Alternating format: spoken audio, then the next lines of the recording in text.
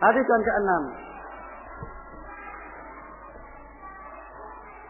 An Abi Abdullah Nu'man bin Bashir radhiyallahu anhuma qala sami'tu Rasulullah sallallahu alaihi wasallam yaqul innal halala bayyinun wa innal harama bayyinun wa bainahuma umurun mustabihat la ya'lamuhunna katsirun minan nas faman ittaqa subhat faqad istabra li dini wa irdi faman waqa fi subhat waqa fil haram karra'i yara ahlal hima yushiku ayaqa fi ala wa inna likulli malikin hima ala wa inna himau maharimu ala wa inna fil jasadi mudghah idza salat al jasadu kullu wa idza fasadat fasada al jasadu kullu ala wa ya al qalb.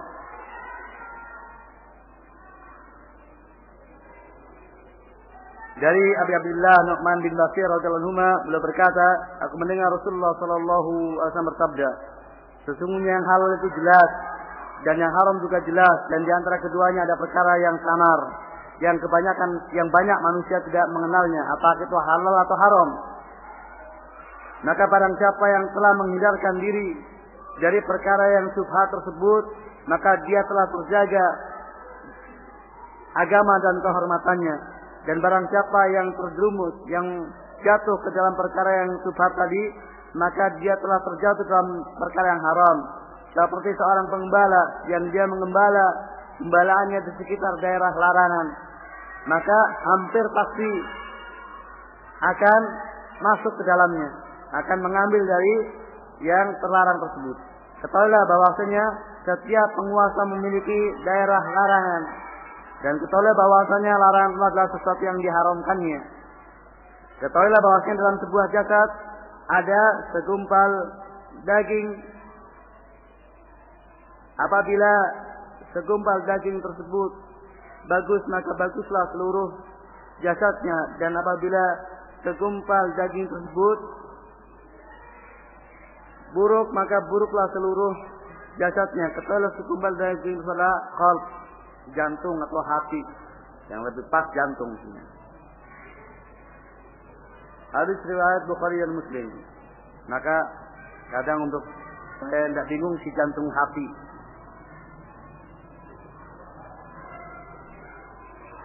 Namun yang lebih populer penerjemahan hati ya hati.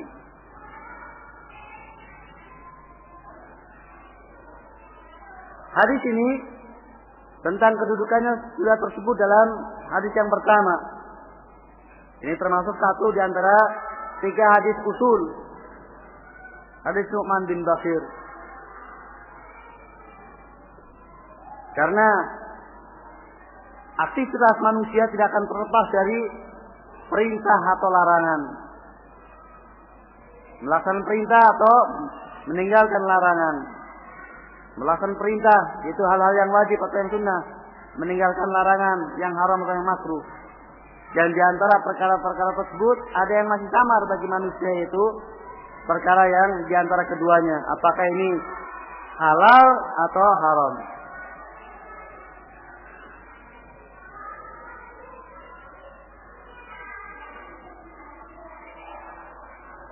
Dijelaskan oleh Nabi sallallahu alaihi wasallam bahwasanya di antara perkara tersebut ada yang mustabihat, yang banyak manusia tidak mengetahuinya. Ini menunjukkan bahwasanya manusia yang lainnya mengetahuinya. La ya'lamuhunna katsirun minan nas, banyak manusia tidak mengetahuinya, menunjukkan bahwasanya banyak manusia yang lainnya tahu. Ini menunjukkan bahwasanya perkara yang mustabihat ini perkara nisbi. Jadi kesamaran itu nisbi, relatif. Tidak ada kesamaran yang mutlak. Mutasabihat yang mutlak, yang tidak diketahui oleh seluruh manusia dari umat ini, itu tidak ada. Maka kalau kemudian ada dari sebagian umat tidak tahu apakah ini halal atau haram, maka umat yang lainnya tahu bahwasanya itu halal atau haram. Dan demikianlah hakikat mutasabihat, tidak mutlak tapi nisbi.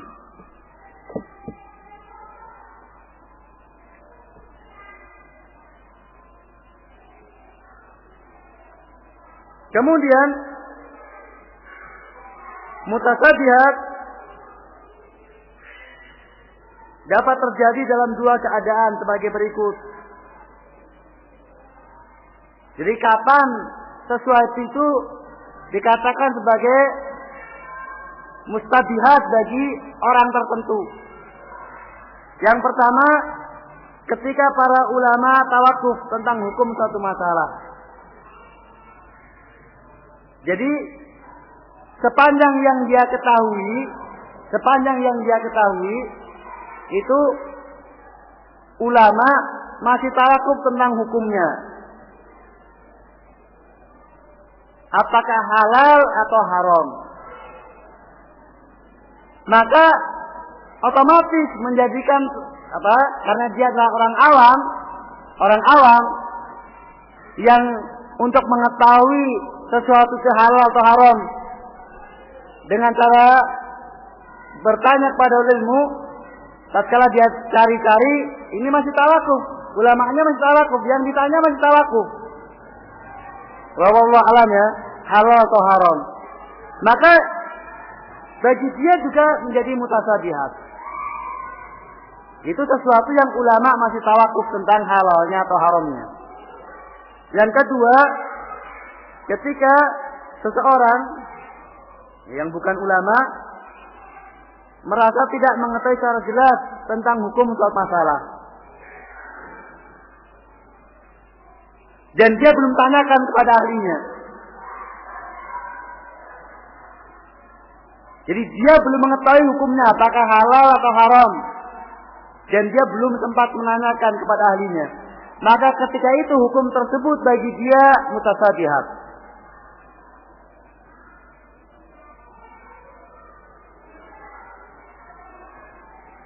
Maka kondisi mutasabihat ini akan hilang dari dia kapan?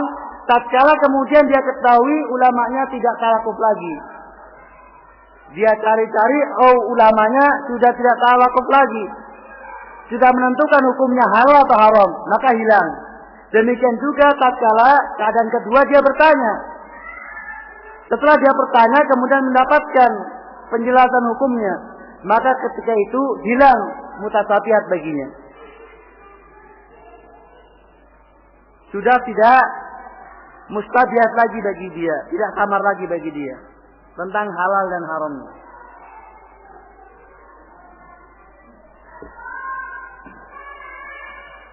Dikatakan oleh Nabi SAW, barang siapa yang meninggalkan yang mustabihat, maka telah terjaga agama dan kehormatannya. Dari sisi mana? Terjaga agamanya ditinjau dari sisi seorang yang menghindari mutasabihat, maka secara otomatis terhindar dari yang haram. Dan dengan dia terhindar dari yang haram, maka terjagalah agamanya. Ya kalau kemudian yang masih samar saja, yang dia belum jelas haramnya saja dia tidak melaksanakan, tidak mengambilnya, apalagi yang jelas haramnya. Kalau dia warok terhadap sesuatu yang belum jelas haramnya, maka tentunya dia lebih warok terhadap sesuatu yang sudah jelas haramnya. Maka orang yang meninggalkan mustabihat jelas terjaga agamanya. Artinya dia tidak akan terjerumus dalam yang haram. Dan tidaklah dikatakan terjerumus dalam yang haram orang yang menurut keyakinannya itu halal, padahal hakikatnya apa? Haram. Itu tidak terjerumus yang haram. Tetap dia dianggap melakukan yang halal, ditinjau dari sisi praktek. Bukan ditinjau dari sisi zatnya, tapi ditinjau dari sisi niatnya. Karena sama sekali dia tidak ingin melakukan haram. Hanya saja yang dia tahu itu halal ternyata haram. Karena kita diperbolehkan melakukan sesuatu sesuai dengan yakin atau ghalabatud dzan, dugaan kuat.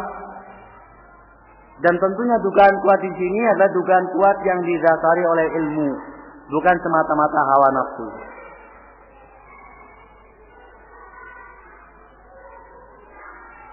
Oleh karena itu, pendapat mujtahid tidak pernah salah. Ditinjau dari mujtahidnya, bukan ditinjau dari pendapatnya. mujtahid tidak pernah salah. Dalam artian tidak pernah berdosa. Karena dia berpendapat sesuai dengan apa yang dia yakini atau dugaan kuat bagi dia. Dan dia bertakwa kepada Allah Ta'ala. Yang kedua,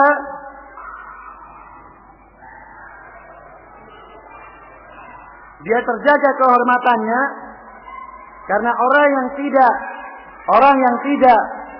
meninggalkan yang samar baginya itu kadang mendatangkan celaan baginya. Tidak tahu apa hukumnya kok nekat. Ya, akan kadang mendatangkan celaan. Sudah jelas kamu tidak tahu apa hukumnya, halal atau haram kok nekat. Ini menunjukkan rendah agamanya. Dan akan mendatangkan celaan, jadi tidak terhormat dia di mata orang lain.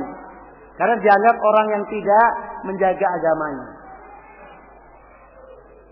Jadi mendatangkan celaan. Maka kalau orang menjaga yang mustabihat, maka dia akan terhormat juga harga dirinya. Karena tidak pernah dianggap orang yang ngawur. Tidak pernah akan dianggap orang yang sembarangan. Asal mau saja kemudian melakukan, padahal belum jelas hukumnya. Itulah tinjauan mengapa orang yang menghindarkan diri dari yang mutasabihat itu terjaga agama dan kehormatannya. Dan orang tidak akan pernah mencela kepada seorang yang diam sesuatu berdasarkan dugaan kuat itu apa? Halal. Kalau ternyata haram, kan tak telah diingatkan, oh itu haram. Ini dalilnya ini nih. Oh iya tuh. Dan selama ini saya yang tahu itu halal. Saya punya dalil. Maka dia tidak akan dicela. Iya atau tidak? Iya. Tapi berbeda. Tatkala kemudian dia nekat. Kamu tahu hukumnya itu? Enggak. Lalu kamu lakukan. Biar saja lah. Maka jelas akan kehormatannya rendah di mata orang. Justru mumpung masih syubhat itu.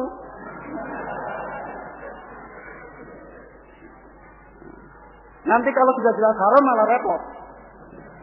Ini jelas akan rendah kehormatannya.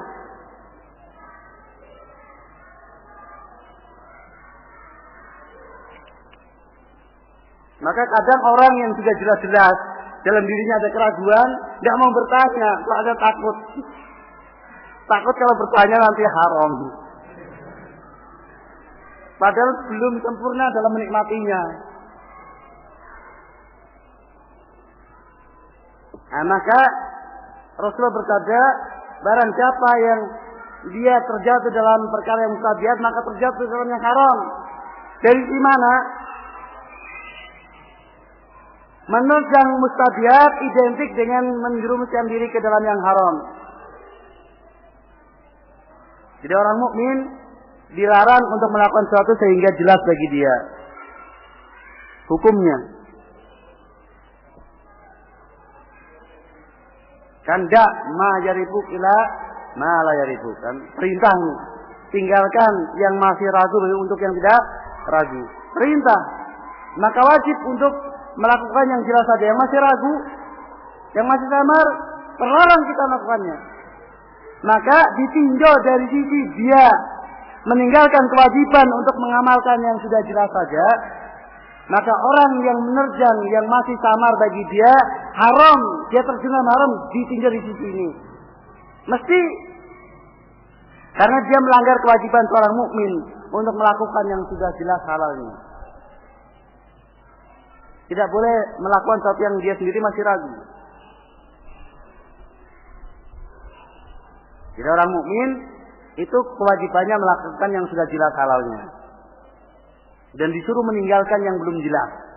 Yang masih ragu. Masih syak. Halal dan haramnya. Kok dia nekat? Ya dia telah melanggar kewajiban ini. Maka dia terjun dalam yang haram. Walaupun pada zatnya belum tentu haram. Ya? Belum tentu haram. Zat yang dia lakukan belum tentu haram. Tetapi dia telah melanggar kewajiban untuk melakukan yang sudah jelas saja. Dari sini dia telah melakukan yang haram. Bukan pada zatnya, tapi pada pekerjaannya, pada nekatnya melakukan sesuatu yang belum jelas. Kemudian yang kedua, itu ditinjau dari sisi karena yang belum jelas itu bisa haram dan bisa halal. Dan bisa jadi yang dia lakukan ternyata yang haram. Maka dia terjerumus dalam yang haram dari sidaknya.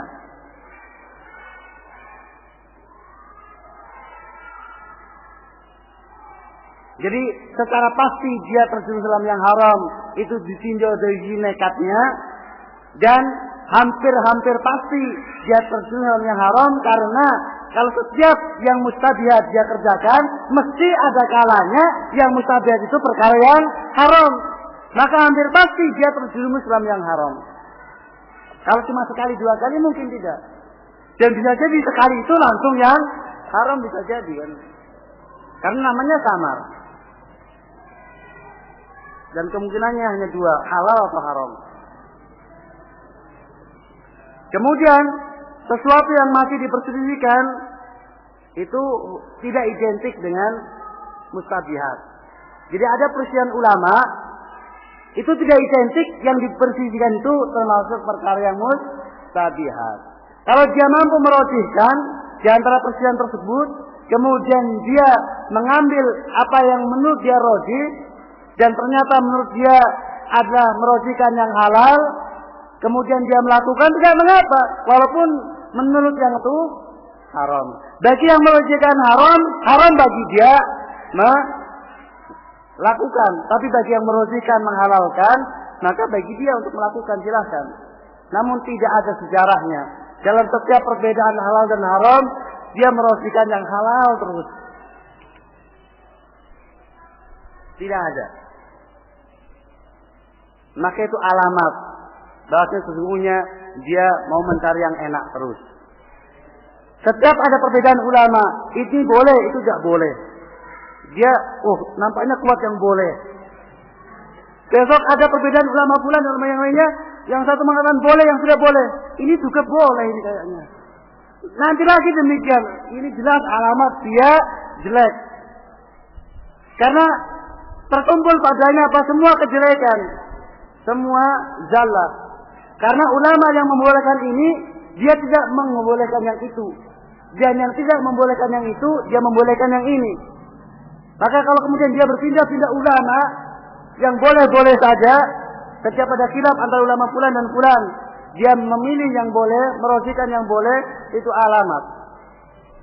Jadi mesti kadang dia tuntutan konsekuensi ilmiahnya, merojihkan yang haram, kadang tuntutan konsekuensi ilmiahnya merojihkan yang halal. Itu mau tidak mau. Dan juga kalau kemudian yang dipilih yang saya milih yang berat terus, itu juga bukan tidak benar. Yang benar mana yang memang secara tuntutan ilmiah itu lebih mendekati kebenaran dalam batas kemampuan dia sebagai orang yang mau bertakwa kepada Allah Subhanahu wa taala.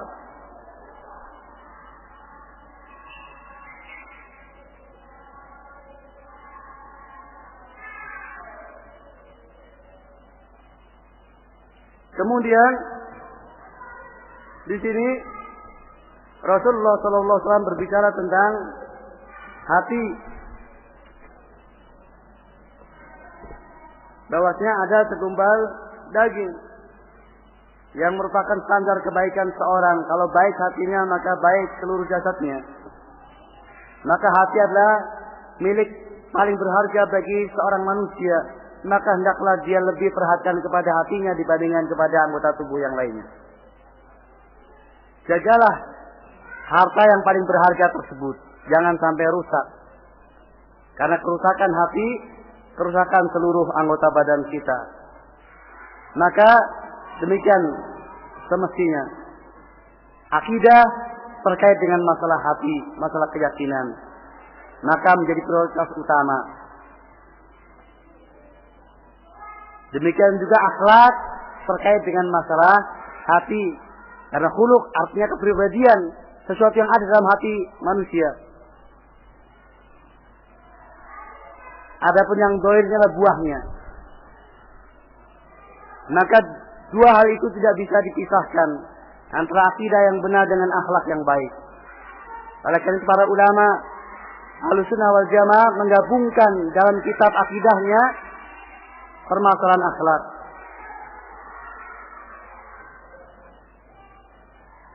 Nah, ulama terkait dengan hati membicarakan tentang hati, otak, dan akal.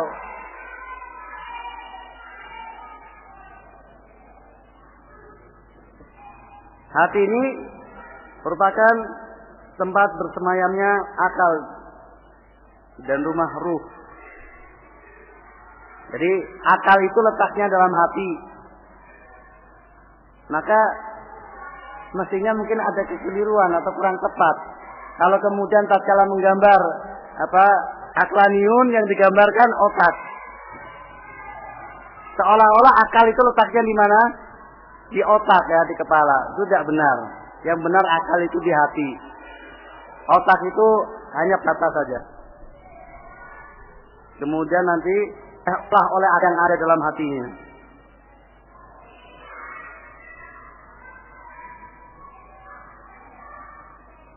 Maka yang dapat memahami dalil-dalil syariat adalah akal.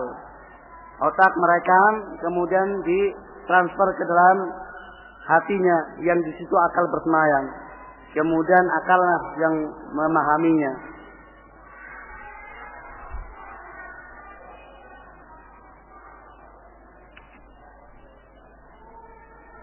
Sebagaimana firman Allah, tetapi yang buta itu adalah hatinya yang ada di dalam dada. Itu nas yang sharih dari Allah Subhanahu. Tetapi yang buta itulah hati yang ada di dalam dada. Demikian ifafidin asanullah yakum. Pertanyaannya kita tunda ya. Waktunya sudah 5:30 atau kita jawab. Nanti banyak sekali. Kita cukupkan sampai di sini. Insyaallah kita lanjutkan besok binillah. Mudah-mudahan perjumpaan kita pada hari ini ada manfaatnya bagi kita semuanya, dan mudah-mudahan karena waktu kita masih panjang,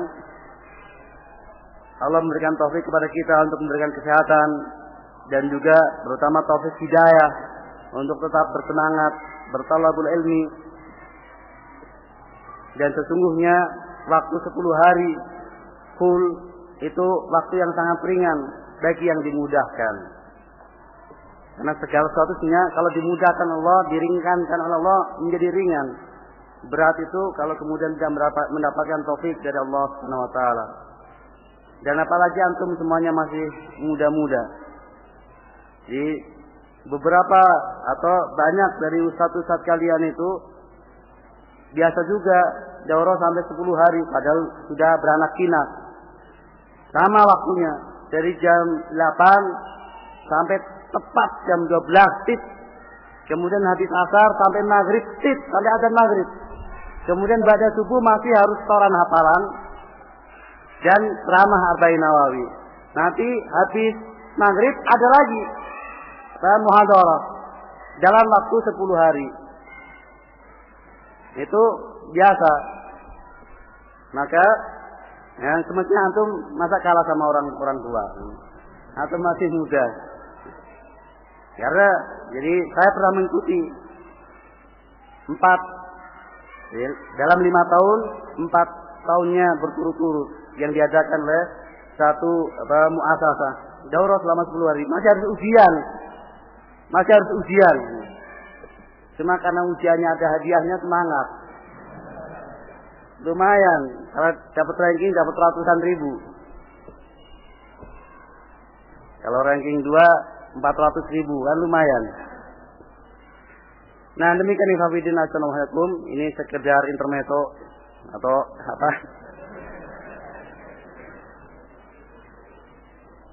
untuk supaya ya kalian jangan loyo karena perjalanan masih panjang.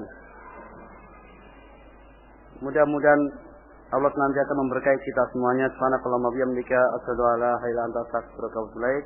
Assalamualaikum warahmatullahi wabarakatuh.